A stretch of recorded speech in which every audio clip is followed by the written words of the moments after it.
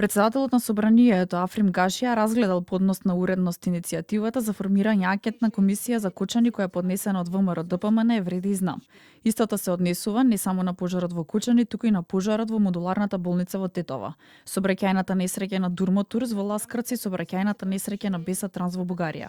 Иницијативата за формирање на анкетна комисија за Кочани, поднесена од пратеничките групи на ВМРО ДПМН Евреди и знам е разгледана по однос на уредноста од страна на председателот на Собранието на Република Северна Македонија Африм Гаши и веќе е доставена до пратениците. Велат од собраниските служби за ТВ24. Во иницијативата на владеачкото мнозинство, според опозиционерите, има суштинска грешка, уставното име на државата.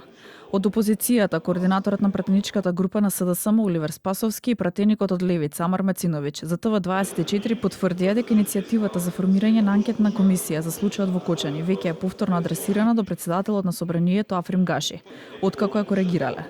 Според Спасовски, иницијативата на ВМРО ДПМН вреди и знам, која се однесува и на другите трагедии во изминатите години. Има деловнички и суштински грешки. Од друга страна, на 9 декември е закажана постојаната анкетна комисија за заштита на слободите и правата на граѓанинот, со која председава пратеникот и председател на Левица Димитар Апасиев, а ќе се разгледува представката од родителите од Сдруженијето на граѓани 16 март 2025 Кочани. Кога и дали ќе биде свикана анкетната комисија која ја бара опозицијскиот фронт, ќе се знае следниот месец. Деловнички, доколку е прифатена иницијативата, за неа ќе се гласа во собрание. Дополнително ќе известиме за понатамошните текови кои ќе бидат во согласност со деловникот. Велат од Собранието за ТВ24. Следното рочиште во судницата во КПУ Идризова е закажана за 2 декември.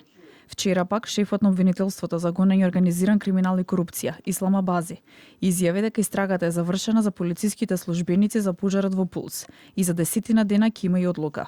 Истрагата се води против 26 полициски службеници за тешки дела против општата сигурност.